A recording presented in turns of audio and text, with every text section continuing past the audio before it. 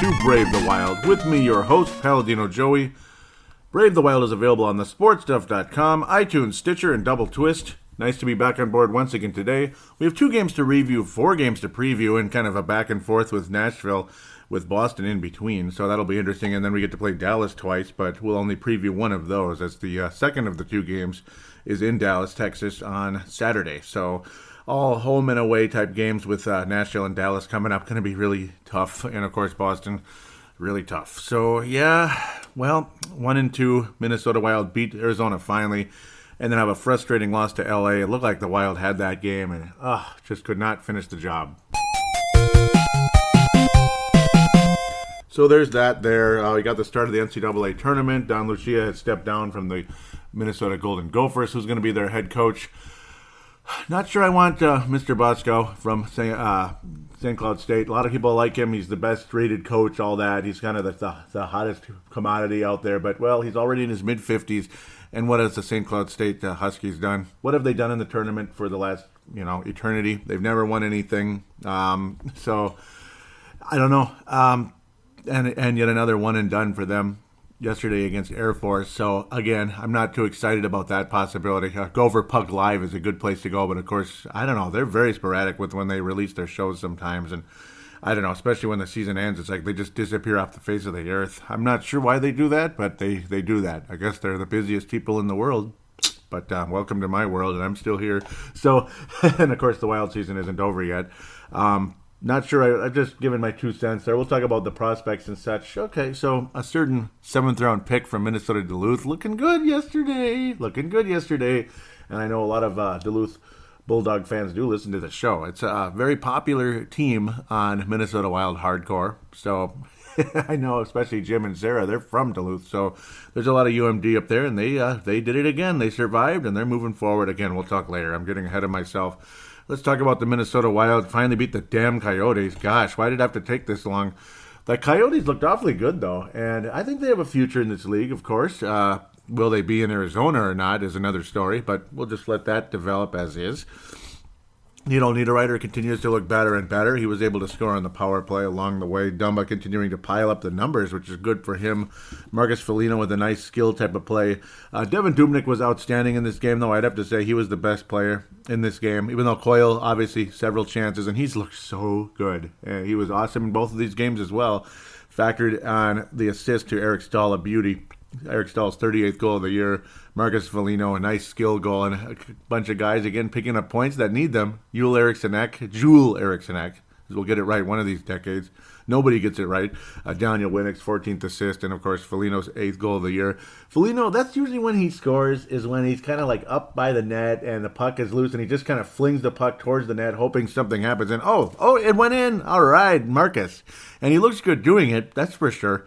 It was a fairly skilled-looking play and all that, but at the same time, that's usually how his goals are. Just kind of a lucky bounce, a little puck luck, and, well, we'll take it. Marcus Foligno, $3 million a year for lucky bounces, eh? But several breakaways given up, odd man rushes, terrible play by Murphy. It was deflected by Panik and then given to Clayton Keller, who beat Dubnyk all alone. Nothing Dubnyk could do. Keller's 20th goal of the year. Again, the star of the future for the Arizona Coyotes. There's so many names, Diamondbacks and Cardinals. I almost said it. I almost said both of them. It's Arizona Coyotes. Duh. I like the Arizona Coyotes. I love their jerseys and everything, and I just like the whole Southwest vibe, all that. And I like the future of the Arizona Coyotes. I think they've got something going. Clayton Keller, in his first real full season out there, looking pretty damn good out there, leading his club in scoring, and it was a nice skill goal plus Dubnyk, and yeah, very good. Nice deflection by Richard Panik to help start that play and led up to Clayton Keller. Terrible play by Murphy, though. Shot the puck right into Richard Panik, basically, and that sent players the other way. Another turnover by Olofsson also created a 2-on-0 against Dubnyk, but Dubnyk was able to go pick it up on the glove.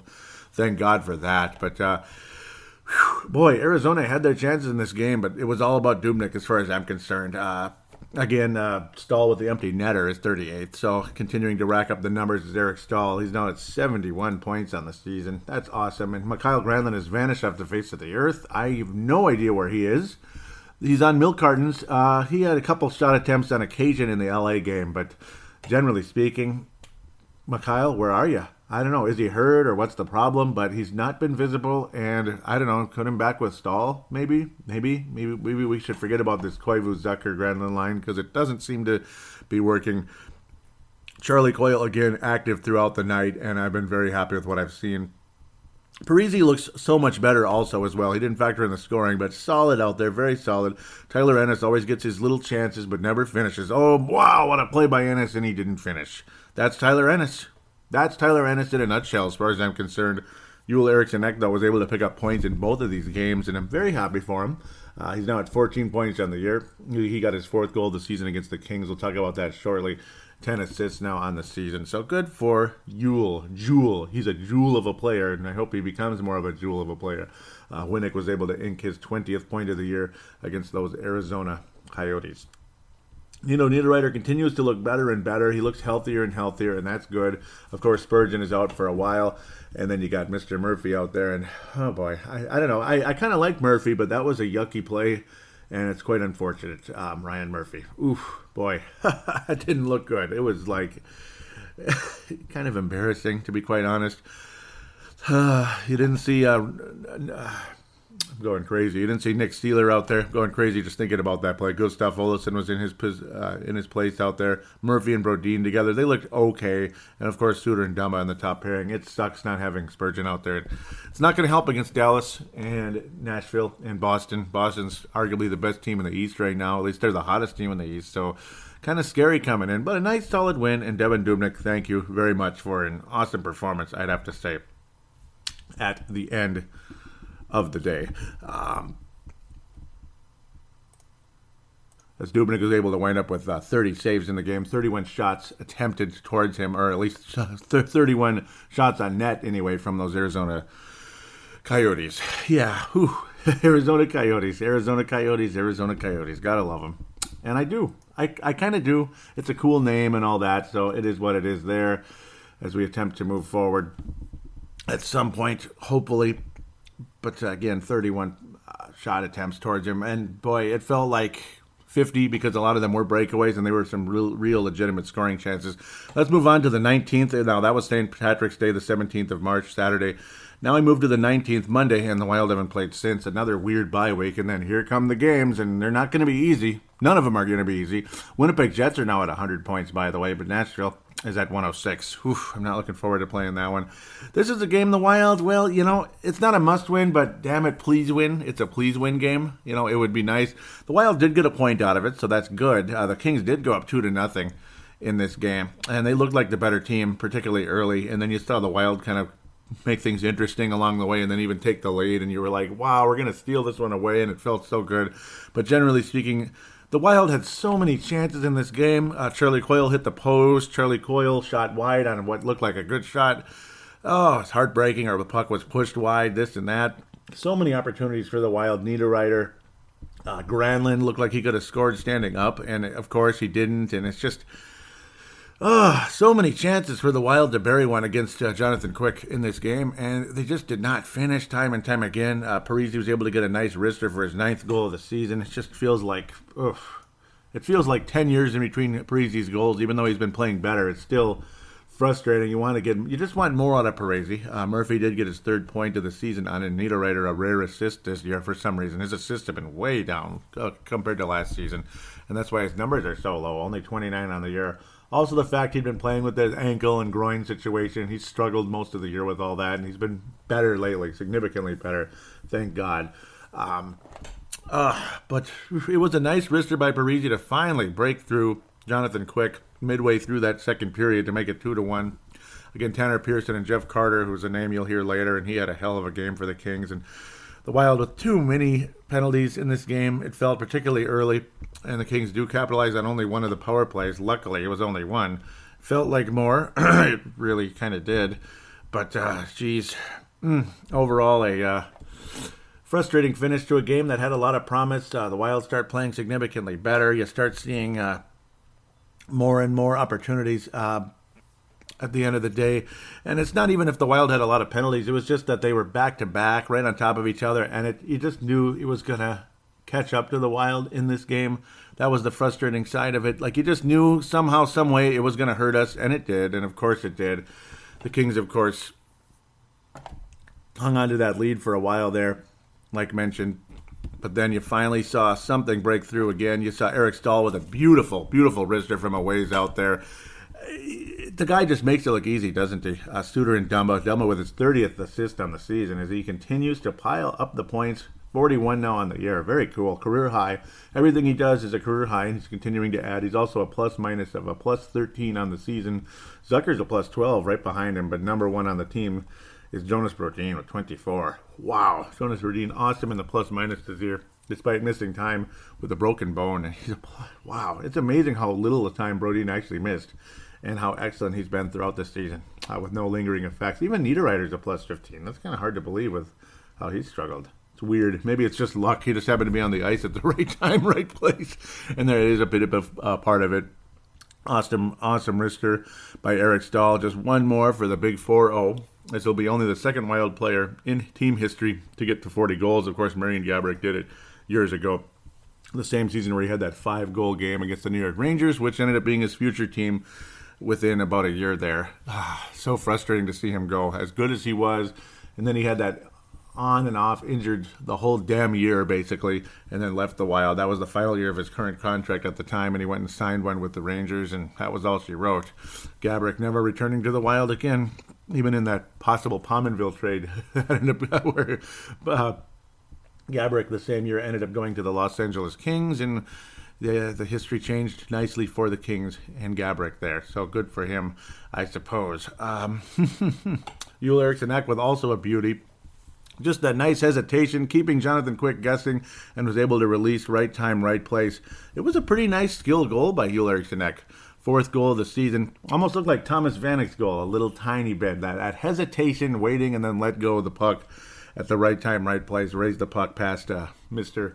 Jonathan Quick for his 4th goal of the season and his 14th point on the year. He was playing on a line with Zucker and Coyle. Interesting, as the lines continued to shuffle throughout the night, as this is working, this isn't working, this is working, that's working, whatever is working, it's working. And it worked. That was interesting. Definitely a mess out there. And definitely a frustrating week for Mikael Granlund, who did not get a point at all. And he's been quiet of late, as mentioned about 50 times on the show already. Dustin Brown was able to tip one in. I mean, the Wild take a 3-2 lead with 2.5 minutes remaining in the game. You're thinking, yes, we're going to pull away from this one after being down 2-0 against Jonathan Quick and the Los Angeles Kings, who are playing a hell of a lot better than they were earlier in the season. And then Drew Doughty puts the puck on net, and it goes past Dubnyk. Unbelievable. A wonderful shot, and I won't lie about this. A great shot by Drew Doughty.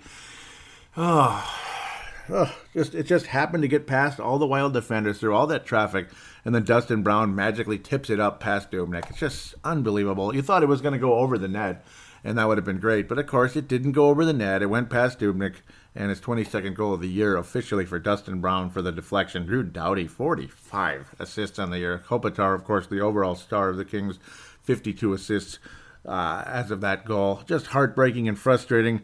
And you go to overtime, and it's like, if you don't score early, the other team will. That's kind of what overtime has turned into. Kind of a breakdown defensively here. The puck put on net by Kempe, and then Jeff Carter simply releases the puck off of the juicy rebound, just a wrister, and that was it. Jeff Carter's 2nd goal of the game, only his 8th of the season. He had his 7th and his 8th on the season. Jeff Carter had a wonderful game for the Kings. He had multiple opportunities throughout the night. He could have had a hat trick, but so could have several players on the Wild. I mean, frickin' Coyle could have had a hat trick in this game. I think Koivu, there's at least one or two parts of the game where, how the F did Koivu not score here? And it's always like that, and that's why Koivu isn't a scorer. He's only got 13 goals in the season. He has so many chances, and he never flipping finishes, and I'm trying not to curse my head off. And that's where the frustration comes in. Obviously, Koivu is more of a 2nd/3rd line center. There were short stretches where he was a top line center before he started getting hurt all the time years ago, when he was a teeny bit faster, way back, and way back. It's not that long ago, but long ago, about 10 years ago or so, when Koivu was looked on as the best player on the team. But really, for the longest period of time, it's just the guy doesn't score. He just doesn't score. He'll score sometimes, But there are so many times Quavo could. I mean, it's like he could be a 30-goal scorer if he just, he's like a half second faster, this and that on some of his wristers and some of his opportunities. You can't believe it, and even he can't believe it most of the time. And that's just the way it goes with certain players. Quayle, though, putting the puck on net several times in this game, and good for him. He was able to get an assist on the Joel Eriksson goal. And it was nice. It was more of Joel Eriksson getting the rebound there and then right time, right place, and finishing on the shot. And that was a great play. You're always happy to see Joel Eriksson score and continue to be what we know he can be in this league at some point. Again, if given the opportunity as well, as he's put more of a defensive position, of course, with the Wild. He's always in the bottom six and often on the fourth line even. This was the third line, of course. It's interesting to see Zucker on the third line, but that's kind of how that goes. He's got 57 points on the year. That's a career high that continues to climb. And Studer's on his way to 50 points, by the way, at 49. Awesome, quietly, unbelievable season for Studer. He's had some great games. He's had some gaffes out there, which are going to happen, especially when you're gassed out there and you play too many minutes out there. And that's kind of the case with Ryan Studer over the course of time. I hardly ever talk about him on this show, and it shows that. It's like he's that left tackle on your offensive line for football, or right tackle, whichever position, who's just quietly goes about his game and does a good job most of the time. And anytime there's a mistake, it's like, oh, he sucks. But you never talk about how good he is. And that's kind of how Studer has been most of his career here. He doesn't stand out like a superstar, and he's not exciting like a Subban or even his former line mate Shea Weber once upon a time. A bit more exciting than Ryan Studer. He's got this monotone, melancholy look all the time. But at the same time, you see the intensity in his eyes also. He's always giving, he's always giving his all out there for the most part. And of course, the minutes are always crazy and they're too much. And that's where you see the gaffes on occasion. And a lot of times he's hung out to dry when it's like he's the defenseman on a 3-on-1. Oh, Ryan Studer, what the hell was that? Well, he can't guard three people at once. He can't defend three players at once, skating his direction. I mean, good luck. Just like a Dubnyk giving up a goal on a 2-0. Well, good luck. If Dubnyk makes a stop, it's a great play. If he doesn't, well, yeah. Well, you can't get mad at him. And that's a similar situation as Ryan Studer, as he does get hung out to dry an awful lot out there. The Mike Modano Award for this particular episode, Dubnyk. I thought he had a really strong week. At the end of the day, I really liked what Devan did out there. Charlie Quayle, honorable mention. He's continuing to do what he does out there. He's been the best player on the ice for the Wild for the most part. Nice to see Eric Stahl just continuing to be right place, right time, and all that. Now, this was a good goal. The other one was, of course, empty netter, but it was a great play by Charlie Quayle, winning the wall battle, and, of course, a behind-the-back pass to Eric Stahl. So, again, Charlie Quayle, strong honorable mention for the Mike Modano Award. I'm going to give it to Dubnyk for his incredible performance in Arizona, because if he wasn't on his game, Arizona would have beat the Wild. I just about guarantee it. They were, generally speaking, the better team out there, but Dubnyk was better. And, of course, the Wild were able to finish the job, thank God, with Marcus Foligno's little flick in front of the net there with Antti Ranta out there. So, yeah, Dubnyk, definitely. Keep it up, Devan. He's been way better since that awful game against the Colorado Avalanche. Woke him up, frustrated him that he didn't get to play against the Vegas Golden Knights. But you know what? Alex Stalock is a more than capable NHL goalie. I like him a lot. I know my buddy Chris over there in the San Jose area, Northern California, got back in touch with him, sent him some coffee bender from Sterling. And I know he's happy about that, because we had a little bet a year ago where it was the Sharks, Wild, whatever, San Jose Sharks, Minnesota Wild. He's on Teal Town. That's a podcast. Of course, that's how we met. And then we had a bet, and whoever wins gets beer from the other guy, beer sent to him. And the Wild won, of course. The Wild have been doing really well against the Sharks. Where years ago, I would have been sending a lot of beer to Chris, if you know what I mean. The Wild never beat the Sharks years ago. Now the Sharks never beat the Wild. Knock on wood. Knock on wood there, because, yeah. Wild easily could have lost recently to them. That was a scary game. They almost lost that game recently when Mr. Burns had some good moments. But then, of course, Spurgeon was able to finish the job. That was so cool. But no, the Wild won the game. And then Chris sent me this box. It took a little while. Obviously, he's busy. He's a busy guy and this and that, just like me. So it kind of is what it is. And then all of a sudden, this big box comes in the mail, and I couldn't believe how much was in there. Just the generosity of the guy, just incredible. See, here it's Surly. That's kind of the crown jewel of Minnesota beer right now, even though it's only about 10 years old. The company, 10, 11 years old, 2007. Started in Brooklyn Center, is now in downtown Minneapolis. But I believe still in Brooklyn Center, the little old place there, which was once a I forget what they call that. Doggone it. I'll get back to that in a little bit. But basically, they grind. I don't even know. They weld metal and stuff like that and grind it. And I forget what the heck they call that. It's a common word, but it was a warehouse of such that his parents owned, and he was able to years later turn that into the Surly Brewery. Blah blah blah. Okay, why am I going off so long on this? But he sent me this wonderful stuff, and it was AleSmith. That's in Northern California. That's their crown jewel, to make a long story short. And incredible generosity from the guy. And even though the Wild haven't played the Sharks, and they did beat them recently, I wanted to send him Bender, because that was what he likes a lot, Sterling Bender, because he's been to Minnesota before. Okay, I drugged that a little long, but big shout out there to Chris of the Teal Town podcast, San Jose Sharks. So a little background information there. Hope you guys don't mind me bringing that up. But Mike McDonald Award, Devan Dubnyk, a strong honorable mention. In fact, even almost a co-award for Charlie Coyle. He was the best skater in these two games. The James Tepper Memorial to me is obvious, and it's a guy we're counting on at this time of the year. And I don't know, stop disappearing late in the season. Because last year we got mad at Dubnyk for disappearing late in the season. Devin, if he can keep this up this year, and of course with the Alex Dalek's presence on the roster, yeah, this could be a successful playoff run this year, and I hope so. Mikhail Granlund, where are you? Mikhail? Okay, there he is. He's on a milk carton, but he's missing. Mikhail, come on, man. Still at 58 points. That's not bad numbers or anything, but we're not seeing anything from the guy. He's like not visible out there. Occasionally he'll be there, but then he doesn't finish this and that. He's looking like freaking Tyler Ennis right now. $4.6 million a year for Tyler Ennis. That's about what Granlund's making too.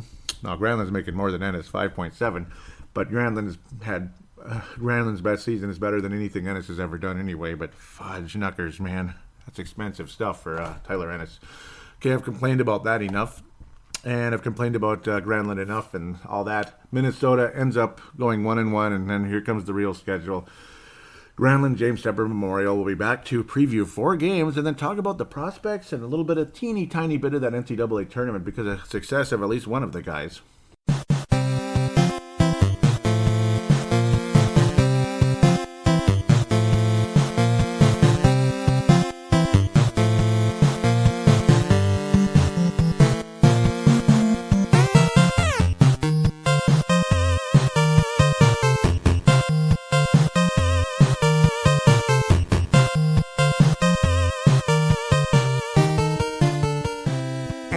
We are back here on Brave the Wild. Notice the Blades of Steel bumper music there. That's usually when you see the whole, you're looking for your team, you're selecting what you're going to do if it's a tournament or whatever. And well, for the tournament part, they show the bracket. And I always think of this song with the NCAA tournament as they're showing the bracket. And we're heading into the NCAA hockey tournament. And there's the Gophers, number 1. No. Number 2? No. 3? No, they didn't make it at all. Nope. But you saw a 4-seed win, you saw a 3-seed win, you saw a 2-seed win, you saw a 1-seed win. So, yeah, you kind of saw everything yesterday, didn't you? We'll talk about that in a second when we get into the whole conversation there, and as long as it's still visible. And yes, it is. Just wanted to make sure, right? It is funny, though. Yep, you saw 1, 2, 3, and 4 all different groups win. There were 4 games, so at least it's diverse. And the 4-seed, yeah, beating St. Cloud.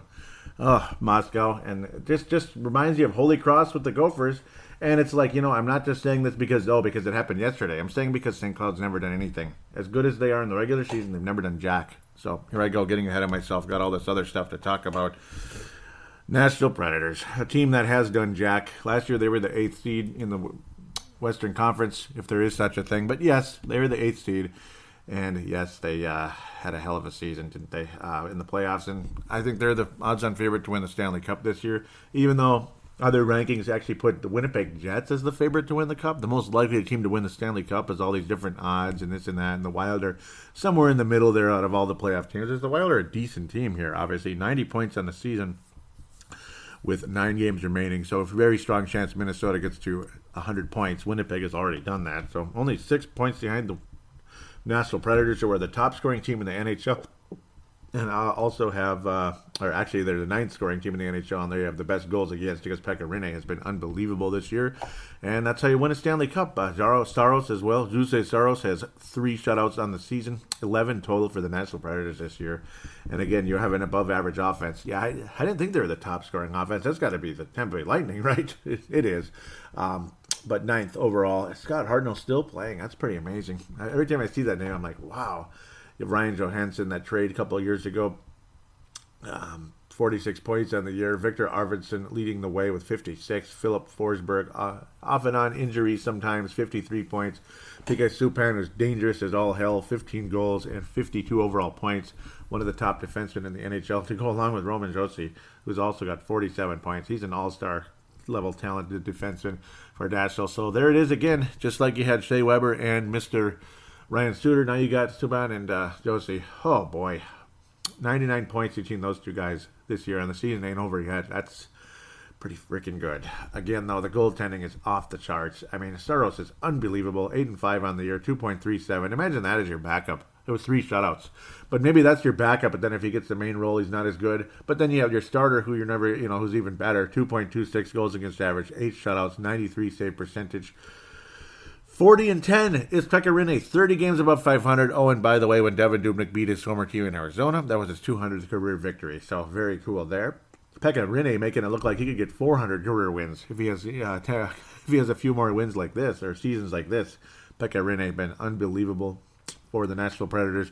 He was great throughout the postseason last year. And he's the kind of guy, remember how the Wild used to smoke him? And then it would be like, well, he's good, but gosh, he had an awful game. He's good, but gosh, he had an awful game. But then all of a sudden, now you're just flat out saying he's good, and he is. Nashville is 4-5 out of their last 5. Most recently, they have lost to the Toronto Maple Leafs in Nashville. Weird. 5-2 loss. Ooh. Ouch. Huh. That's not a real good game. Well, that's how it goes sometimes, eh? Yeah, that's how it goes sometimes. Whew. Well, they're going to visit the Minnesota Wild tonight on Paul Tuniver's Caniff's 38th birthday. Happy birthday again to Paul Caniff, a friend of mine again.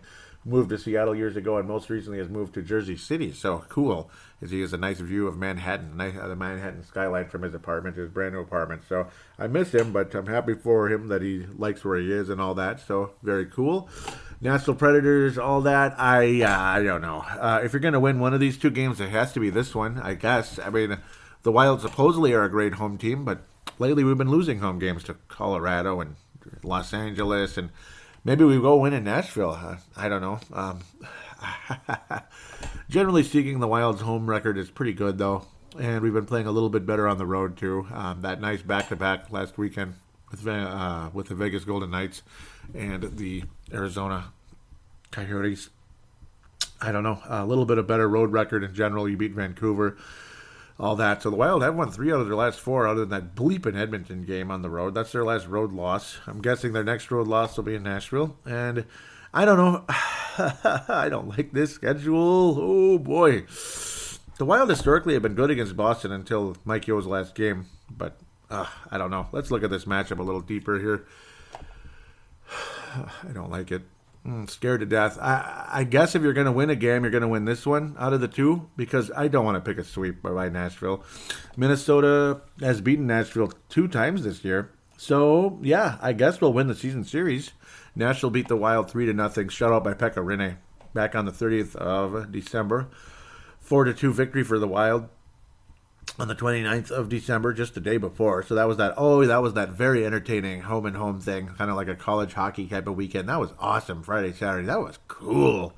And then Thursday, the 16th of November, Minnesota beat Pekka Rinne 6-4. Pretty nasty night for Mr. Rinne, but since then, he stepped up big time. As Nashville did not start off the season also great, but they're looking like the top team in the league right now.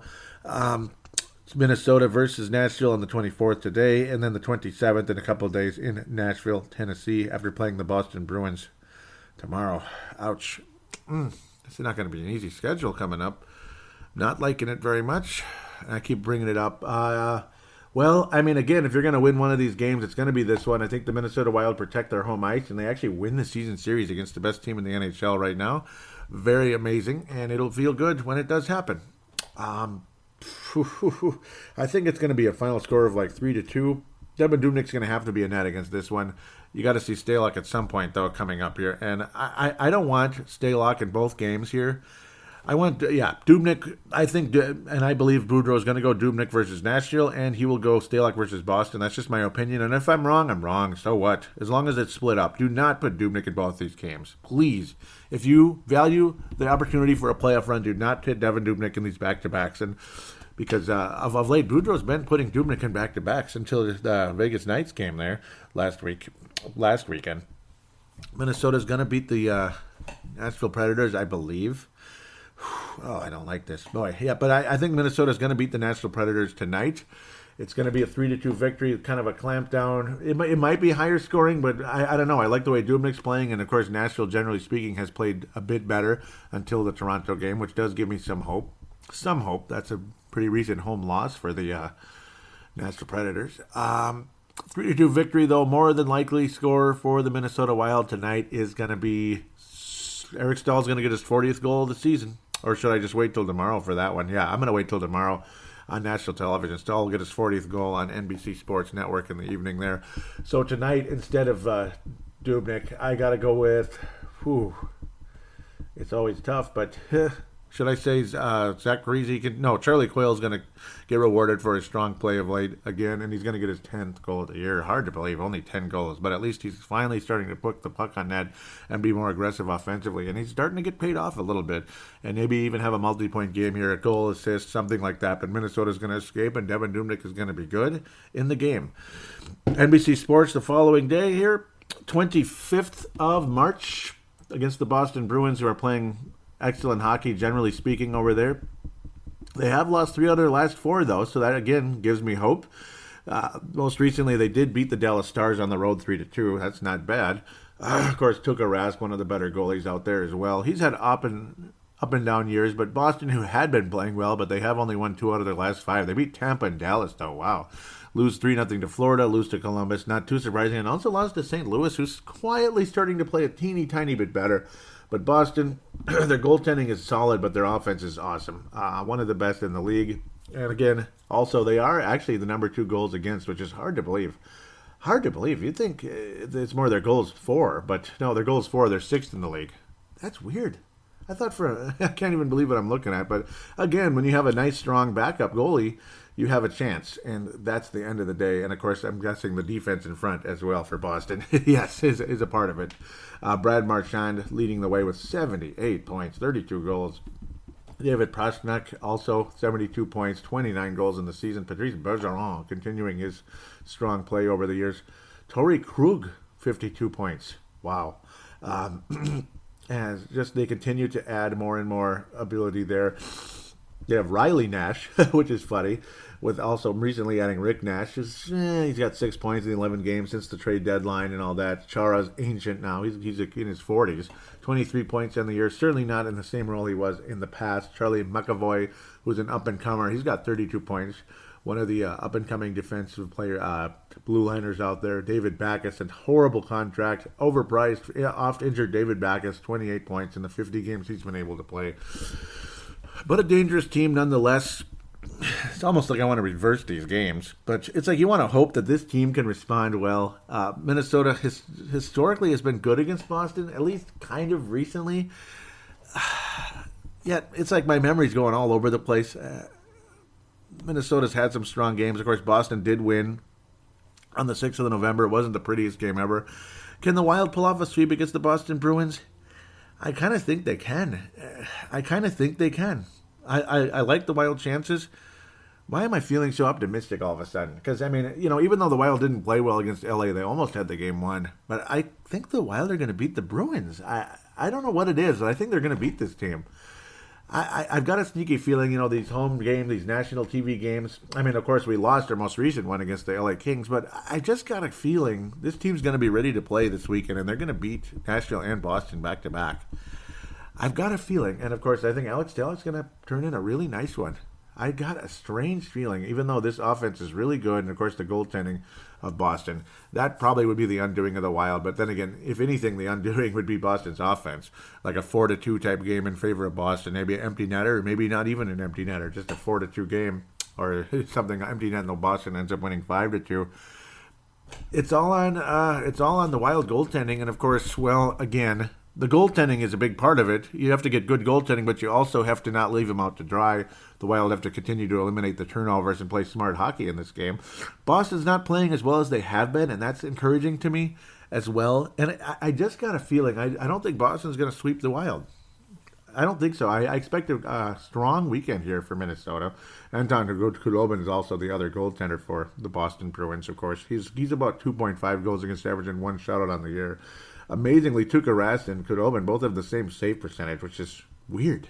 It's weird. Tuukka Rask has not faced that many shots when you consider the goals he's given up. So that's pretty much what causes that. No, the hope is the Wild can put the puck on net and finish against Tuukka Rask because he'll probably be the goalie. I mean, most likely. It's not a back-to-back for Boston. It is for us. Stalock versus Rask. I like Stalock. I like his competitiveness. I have a feeling he's going to keep Boston to 2 or 3 goals, and Minnesota's going to somehow get the job done here. 3-2, 4-3, something like that. 4-2, maybe empty net type of situation. The most likely guy to score will be Eric Staal. He will score his 40th goal of the season, but I think Minnesota's going to beat Boston. I've got a feeling that Minnesota's going to beat Boston. I'm feeling crazily optimistic. And I don't know, I just feel good about it. Call me crazy, but that's what I'm going with. Minnesota's going to have 94 points after this, but then I think things will take a turn a little bit. Not majorly negatively, but you head to Nashville. We already talked about the players on the team. I don't think Minnesota wins in Nashville. I think Subban and all that, and Rask or Saros, whoever's in net, I think it's going to be Rask. Rask. See, here I go. Rene or Saros, whoever's in net, is going to keep the Wild down to a minimum in this one. I don't have a good feeling at all. Something like 3-1. Subban will find a way to get one in the back of the net, along with Forsberg, who always seems to score against the Wild. Turris actually scored last time around, too, in that 3-0 game against the Nashville Predators. But I expect a lower scoring type of game, 3-1 in favor of the Nashville Predators, and they will defeat the Minnesota Wild on the road on the 27th of March, Tuesday the 27th. Then you get the 29th game, another NBC Sports game. Well, again, the Dallas Stars, there they are.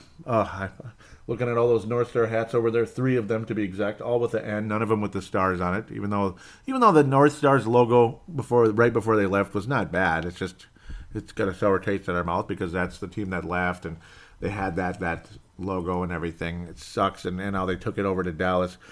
This matchup is all over the place. Again, it's home away. It's just like Nashville. Minnesota 4-2 on the 27th of December. Dallas 6-1. Oh, and I do remember that so well. That was an awful, awful, awful, awful game on the 3rd of February. Awful game. I think it's going to be a split for the season between Minnesota and Dallas, and I think the Wild win this game. I don't think Minnesota's going to get swept by Nashville. I like the match. The Wild have played well against the Nashville Predators. I cannot pick them to get swept, but I cannot pick them to sweep Nashville either. Minnesota will win the season series against the Nashville Predators 3-2, which is really amazing. I think Minnesota splits with Dallas. I think Minnesota wins on the 29th of March and loses on the 31st of March in Dallas, Texas, next Saturday. I think Minnesota will lose that game, so I'm already jumping ahead, but I'll talk about them some more. Of course, Dallas, well, again, solid goaltending, not great, but the shutouts are what have kept Ben Bishop above water. 2.49 goals against average. Inconsistency is Ben Bishop, kind of like Devan Dubnyk.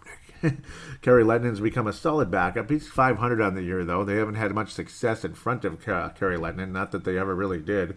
Once in a blue moon they did, though. So, sorry, Kerry. I don't mean to rip on you too much. 2.54 goals against average. 1 shutout, but 5 for Bishop. 2.49. They former Tampa Bay Lightning starting goaltender, of course, who took them to the Stanley Cup Finals, or at least, well, he was good enough to be the goaltender on that team. And he was solid, though. He was better there than he's been in Dallas, I'd have to say. Sagan and Ben. We've talked about them a million times. Radulov, who's been in and out of the United States over the years, having an awesome season, 65 points for him. He's been in and out of the U.S. Rudolov from Russia there, 26 goals, 65 points. Klingberg, probably as great a scoring defenseman as you're going to get in the NHL with the 54 assists. He just guides that power play like very few do. 61 points for Klingberg. That is phenomenal stuff. A bit like Larry Murphy out there. A bit similar in a sense. Tyler Sagan and Ben, of course, leading the way, and most importantly, all 4 of these guys, Rudolph, Klingberg, Ben, and Sagan, have stayed healthy the whole season. And you know what? They deserve credit. They deserve a hand. Tyler Pitlick, son of Lance Pitlick, and of course Rem Pitlick on the Minnesota Gophers. Minnesota Tides, Tyler Pitlick, sorry Tyler, carving out a niche in the NHL. At least, as a bottom six forward there. Not bad though, 14 goals on the year. A little Eric Holla role when he was with the Wild. Not quite with Nashville, but kind of the Eric Holla for the Dallas Stars. A few more goals than assists, and he's carving it out. He's doing okay.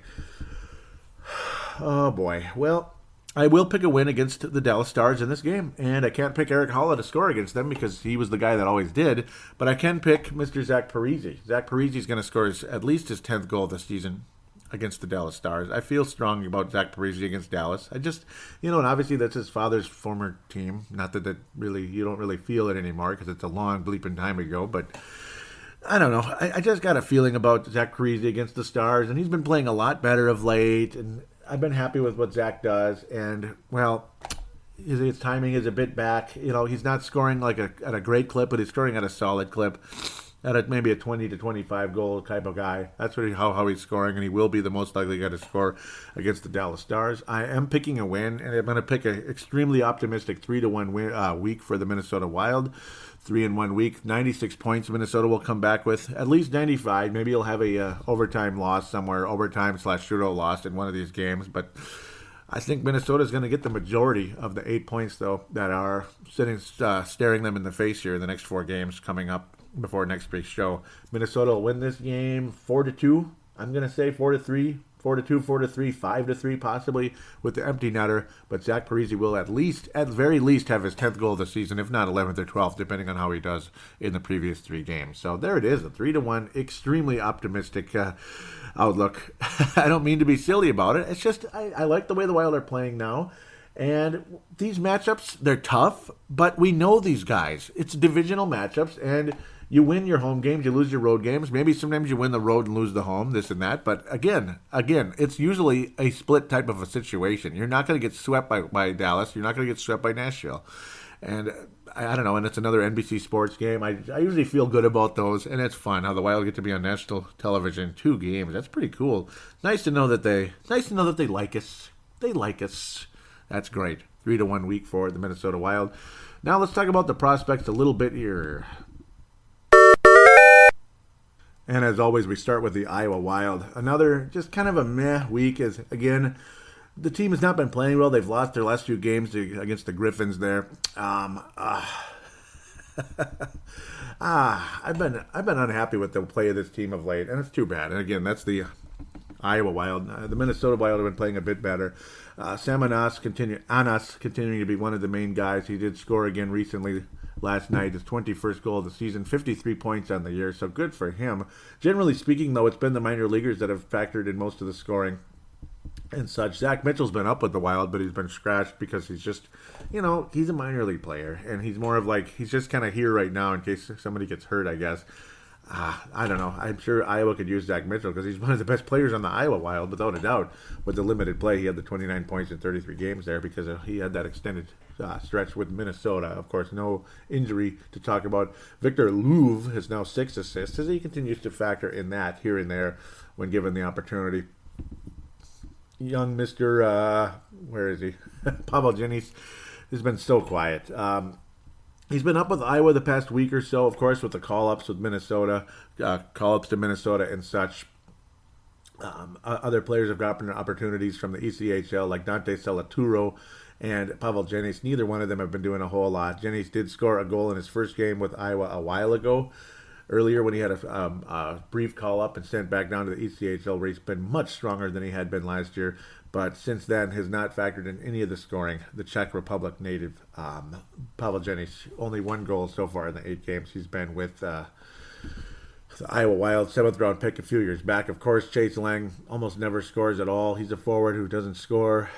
He's another draft pick for Minnesota a few years back. Again, Dante Salaturo acquired for Jordan Schrader last year.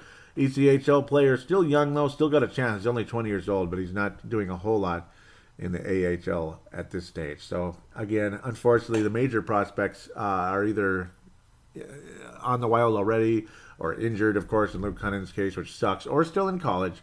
God, I hate that Luke Cunning's hurt. I would like to see what he's doing. Of course, Klus and Anas are two guys who are in the minor leagues now. They were not drafted, but I think they have NHL ability. Krzysztof Versky's been doing very well though for the Brigham Devils. He's been doing well, where Mario Lucia hasn't done jack, basically, so far. So Lucia and Lucia, both gone out of Minnesota now. Well, Lucia's going to stay in Minnesota, but he won't be the head coach of the Gophers anymore. He'll be a consultant, and he'll still probably hang around the U of M here and there and such, I'm sure. He's got 1 year remaining on his contract, and he will not lose a cent from it. So it's a pretty expensive consultant there, But it is what it is. I'm sure his consulting will be, hey, let's have a cup of coffee and talk about God knows what. That's about it. Who knows? Or maybe just certain possibilities of who might be a good choice for next coach. Just little information, not necessarily I'm going to tell you who to be the coach, but yeah, there I go talking about that. Anas and Klus, though. Anas, I'm never going to say it right. I know it's Anas, and I keep saying Anas. Anas and Klus, those are two guys that deserve to be in the NHL at some point, at least get a crack at it. Anas needs to get a call up at some point, and I'm frustrated that he's not been on the Wild, but I suppose it's better than getting scratched. Because if he's at the NHL and getting scratched, well, what good is that? Might as well be in the AHL and play for now. And honest, you deserve some ice time in the NHL, even if it's in the third line. So what? Like an occasional, once in a blue moon, a few seconds on the power play to see what he can do, because he's a top power play guy for the AHL's Iowa Wild. And man, I want to see him at the NHL level. Justin Klus he's been good everywhere he's gone. He's got that Johnny pull to him, a little shorter guy, but he gets the job done, kind of an underdog, and he's been very, very strong. 19 points, 25 assists, 44 overall, 19 goals, by the way. But not so much of like Johnny Pohl being a little guy, but more of like a guy who's been an underdog throughout his career and has continued to score at every level. So far, except the NHL. So we'll see what happens with Justin Klus. Those are the two guys that have kind of been leading the way, along with Kyle O'Reilly, of course, who's the overall leading scorer with 42 assists there, 54 total points. Kyle O'Reilly, also former Gopher, who's been very strong, the left winger there. Cool to have former Gophers on the roster, of course. Mr. Soucy hasn't factored in the scoring, but he's still the top plus guy on the team. He's a plus 12 for Iowa. So let's move on and talk about college hockey a teeny tiny bit. Now, Nick Sweeney. I'm very happy to have Nick Sweeney. 7th round pick, 2017, Lakeville native, Minnesota Duluth forward there. I am very pleased with what I've seen from him, and it was fun to see him, number 23 out there for the Maroon and Gold Minnesota Duluth, because they are the sister college of the Minnesota Gophers. They were playing the MSU Mankato yesterday evening, and Nick Sweeney scored the goal that got Duluth on the board, ended up getting things rolling, finally got Duluth moving forward. Ultimately, Duluth forces the game to overtime after trailing 2-0 to MSU fairly early. It looked frustrating. Duluth looked frustrated and kind of like the air went out of the building. But then here they came, and they ended up surviving. They score what looked like the game-winning goal from Nick Sweeney in overtime. It was waved off. But then just a few moments later, Duluth does score again anyway, and they advance to play Air Force. Air Force, that's right. Air Force has a college hockey team, Division I hockey team, because they defeated Bob Moscow, St. Cloud State Huskies.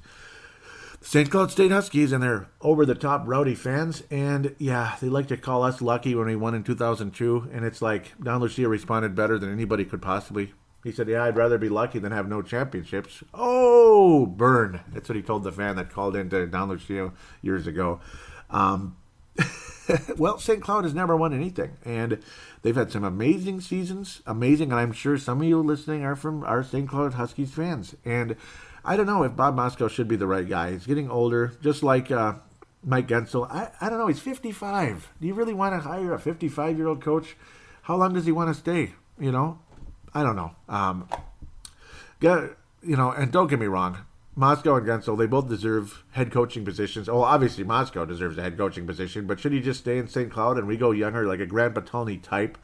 His team got beat in the tournament final, or conference tournament final, and that's why you have a team called Northeastern out there.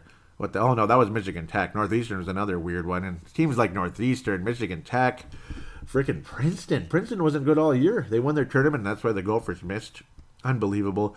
But it was nice to see Nick Sweeney factoring in the scoring, and he almost scored the game winner. I like this Nick Sweeney. He's got a future in the league. Another Minnesota Wild prospect plays for Providence. That's right, Providence. They beat Clarkson 1-0. Yuck. Brandon Duhaime did not factor in the scoring.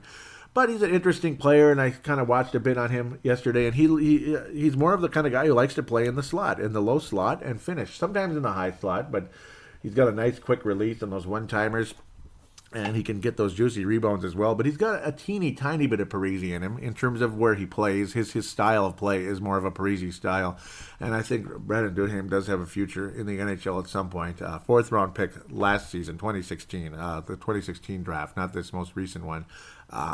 So, yeah, I mean, Brandon Duhaime, he's been more of a assist man for Providence, but he can score on occasion. Same thing with Nick Swaney, who clearly, you saw it yesterday, and he had multiple chances throughout the game, and he helped the Duluth Bulldogs defeat MSU Mankato, another team who's had so many good seasons, and they've never done anything. So all these teams, I mean, they get all these recruits. I don't know if Don Lucia ignored the guys or if they beat down to them or what the hell happened, but they have all these great recruits and they have these great regular seasons, and they don't do a whole lot in the tournament. It's the only one that's been the constant in the tournament in terms of when they get there, they do something. That's Minnesota Duluth, and that's why in a lot of ways, not only the fact I like the fact they're maroon and gold just like us.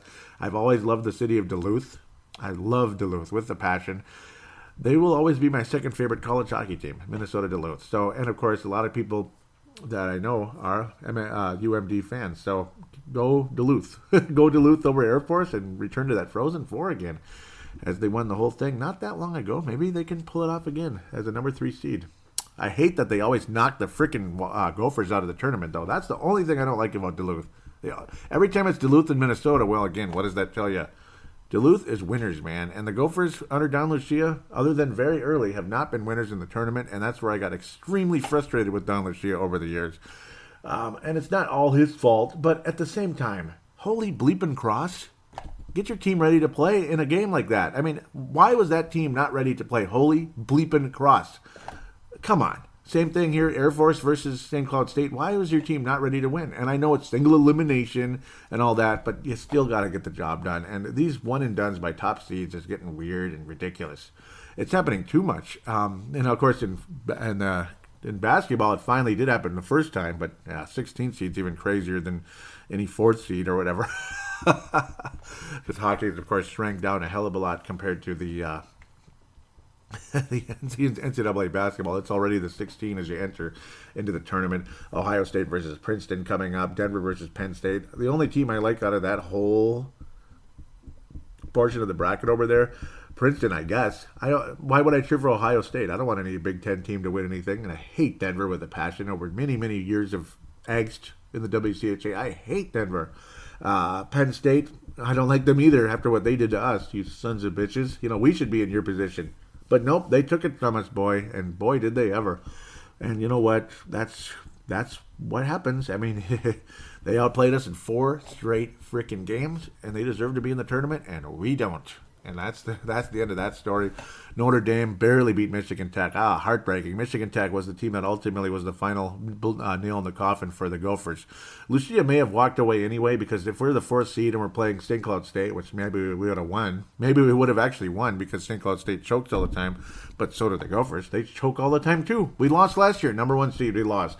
We lost to Yale again. I mean, it was 2 times. The Gophers were the number 1 team in the nation and lost in the first round. It's unfreaking believable.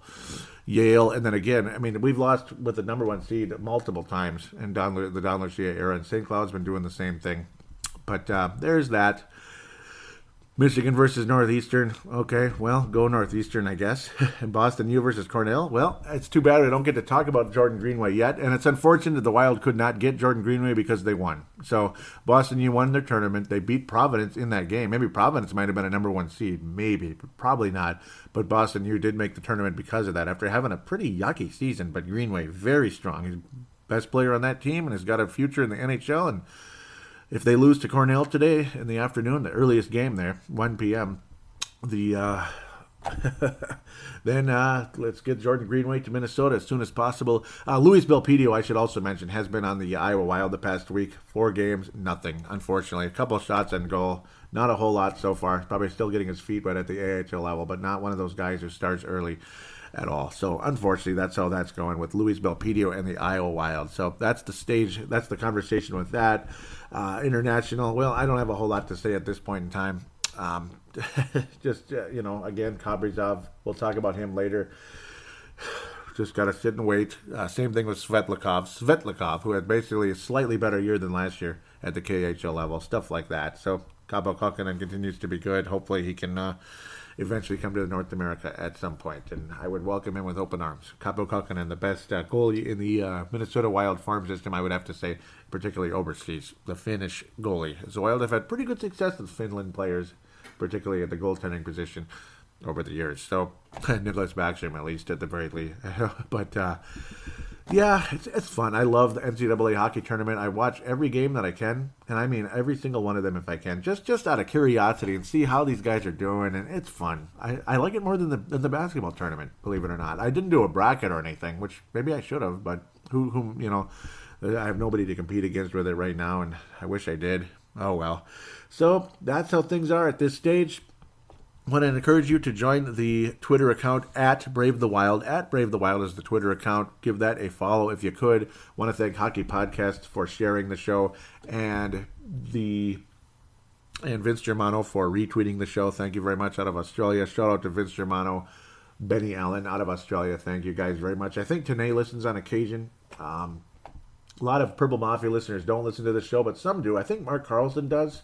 He's been a off and on hockey fan over the years, and of course the Wild have been good for quite a while now. They've been competing, they've been in the playoffs, and we've had a couple of Don Lucia first round exits. Like last year, that was some real BS.